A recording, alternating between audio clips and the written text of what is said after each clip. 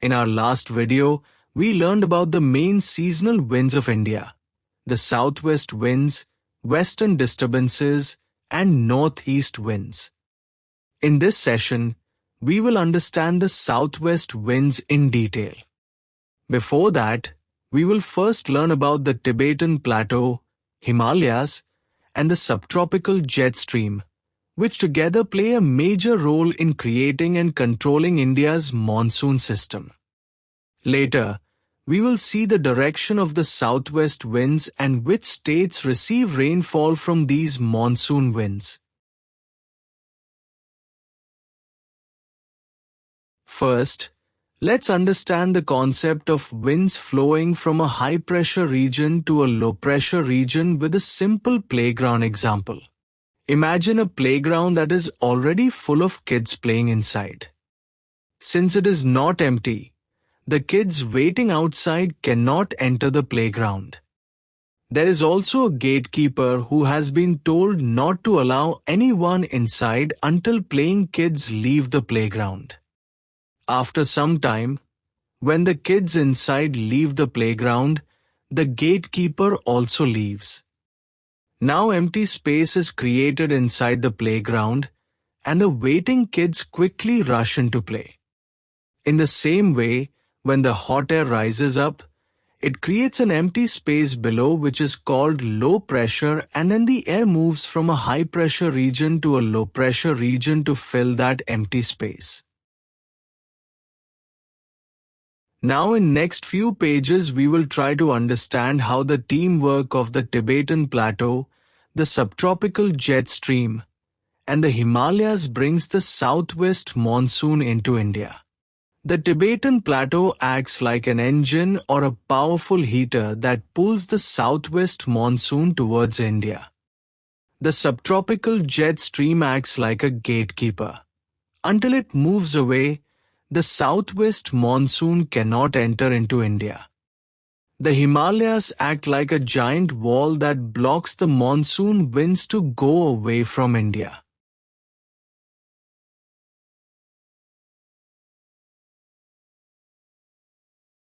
The Tibetan Plateau is like a huge flat mountain in the sky, behind the Himalayas. The plateau goes through 3 different stages throughout the year. In winters, the Tibetan Plateau is covered with ice and very cold. From April to May, it starts warming up slowly as the ice melts. By the end of May and in June, it becomes extremely hot. When the Tibetan Plateau becomes very hot, the hot air above it starts moving upward like a hot air balloon.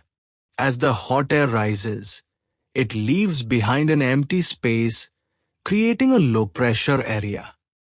Since the Tibetan Plateau is already at a very high level, this rising air creates a giant empty space, much higher in the sky, like a huge suction engine pulling air towards it. And that's how it helps in pulling the moisture-filled southwest monsoon winds towards India. Do you know, Tibetan Plateau is so high that it is also called as roof of the world. It is around 4,000 meters above sea level.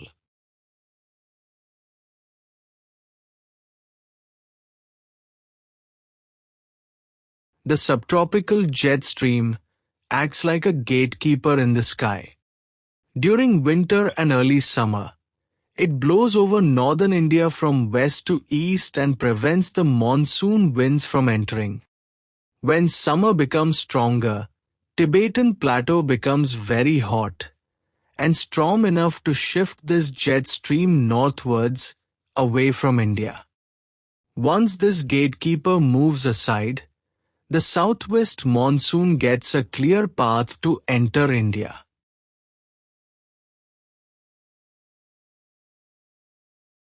The Himalayas act like a giant wall. They stop the southwest monsoon winds from escaping towards Central Asia. As the winds hit the Himalaya, they are forced to rise upward, cool down, and release heavy rainfall over many parts of India. Without the Himalaya, much of the monsoon moisture would move away, and India would receive far less rainfall. Similarly, the Western Ghats help bring heavy rainfall to the western coastal regions of India by blocking the way of the southwest monsoon winds. This is also the reason few parts of southern India do not receive much rainfall during this time.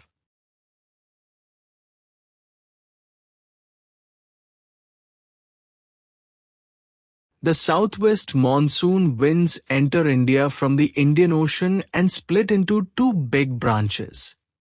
One branch travels along the Arabian Sea and the western coast, while the other moves through the Bay of Bengal towards northeast India. These winds bring heavy rain to many parts of India.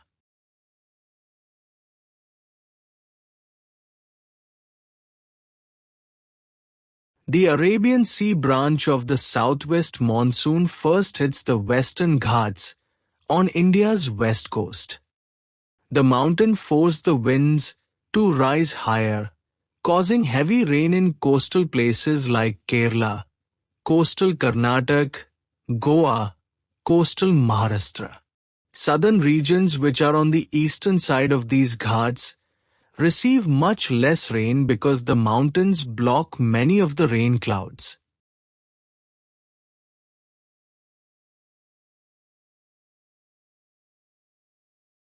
A part of the winds of Arabian Sea branch travel further and hit the Himalayas, rise up and bring heavy rain in northern and central Indian places like Punjab, Haryana, Himachal Pradesh, Uttar Pradesh, Uttarakhand, Madhya Pradesh, Chhattisgarh, Gujarat, and some parts of Rajasthan.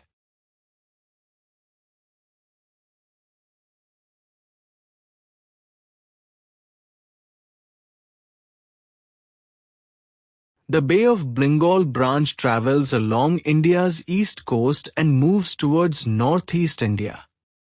These winds bring very heavy rain to the northeast states.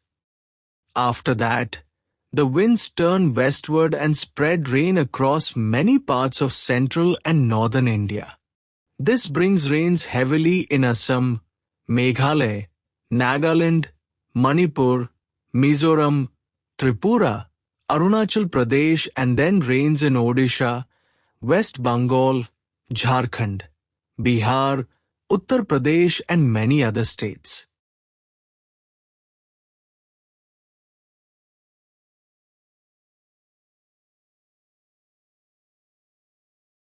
So, we have seen how the Tibetan Plateau heats up and pulls the winds.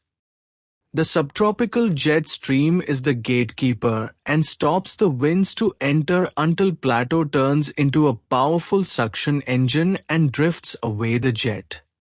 We have also seen how Himalayas and Western Ghats stop the winds to move further away and bring rain to many parts of India. How the southwest monsoon divides into two branches and moves further.